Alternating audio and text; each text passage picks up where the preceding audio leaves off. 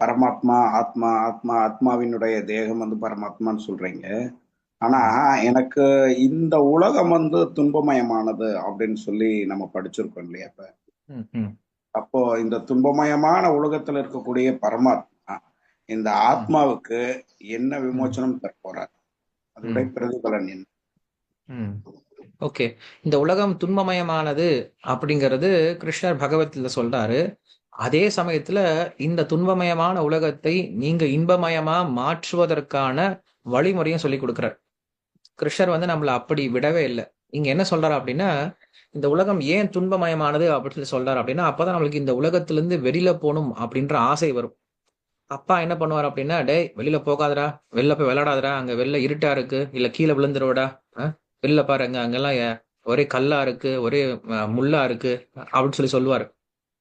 So அதுக்கு காரணம் என்ன அப்படின்னா, அப்பாவுக்கு ஆசை எப்படியாவது அந்த பையன உள்ள கூட்டிட்டு வரணும் அப்படிங்கிறது ஆசை. உள்ள வீட்ல பாதுகாப்பா அவனுக்கு சாப்பாடு குடுக்கணும் அப்படின்றது ஆசையே தவிர, வெளியில அவன பயப்படுத்தணும் அப்படின்ற எண்ணம்லாம் கிடையாது. சோ அதேபோல தந்தையாகிய பகவானுக்கு நம்மள எப்படியாவது அவர் பக்கத்துல சேர்த்துக்கணும் அப்படின்னு ஆசை. அதனால சொல்றாரு, "இங்க ஏன்பா இருக்கீங்க? இங்க ஏன்பா கஷ்டப்பட்டுருக்கீங்க? என் கூட வந்துருங்கப்பா, நான் நல்லா பாத்துக்கிறேன்" அப்படின்னு சொல்றாரே தவிர, மற்றபடி நீங்க பகவானுடைய தொடர்புல இருந்தீங்க அப்படின்னா, நீங்க எங்க இருந்தாலும் சந்தோஷமா இருக்கலாம். பகவானுடைய தொடர்பு இல்ல அப்படின்னா, நாம எங்க இருந்தாலும் துன்பப்பட போறோம். சோ இந்த உலகத்துல யாருக்கு துன்பம், யாருக்கு பயம் அப்படின்னு நான் இப்ப சொன்னேன் இல்லையா? நான் கொஞ்ச நேரத்துக்கு முன்னாடி உபன்யாசத்துல அதான் சொன்னேன். நான் பகவானுடைய தொடர்புல இருந்துகிட்டு இருக்கோம் அப்படின்னு ஞாபகம் வந்துச்சுன்னா, நம்ம பயப்படவே மாட்டோம்.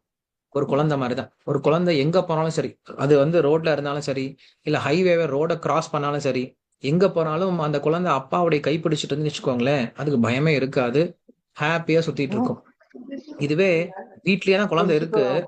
ஆனா அப்பா, அம்மா சாரி இல்லன்னு ஓட்டுங்க போறேன். வச்சுக்கோங்களேன், அந்த வந்துட்டு குழந்தை பயப்பட போட்டுக்கறேங்க. ஆரம்பிச்சிடும்.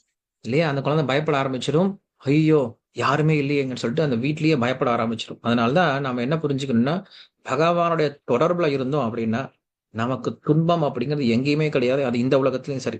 அந்த பகவானுடைய தொடர்புல நம்ம எப்படி இருக்கிறது அப்படின்னா, அவருடைய நாமத்த சொல்றதுனால தான் இருக்க முடியும். நீங்க கிருஷ்ணான்னு சொன்னீங்கன்னா, கிருஷ்ணர் எங்கேயோ கிடையாது. உங்க பக்கத்திலேயே இருக்காரு. உங்க கூடயே இருந்துட்டு இருக்காரு. கிருஷ்ணன் அன்னைக்கு உங்க கூட தான் இருந்துட்டு இருக்காரு. அத நீங்க உணரணும் இல்லையா? அதை உணர்வதற்கான வழி தான் இந்த நாம சங்கீர்த்தனம் அப்படிங்கிறது. அதனால யார் ஒருத்தர் இந்த நாம சங்கீர்த்தனத்த பண்ணிட்டு இருக்காங்களோ, சோ அவங்க பக்கத்திலேயே பகவானுக்கு பக்கத்திலேயே இருக்காங்க. எந்த விதமான பயமும் இல்லாம இந்த உலகத்துல வாழ முடியும். அவங்களுக்கு துன்பம், இந்த உலக துன்பம் ஒட்டவே ஒட்டாது. உலக துன்பமா இருந்தாலுமே கூட அவங்களுக்கு இந்த உலக துன்பம் அப்படிங்கிறது ஒட்டாது அப்படிங்கிறது தான் விஷயம்.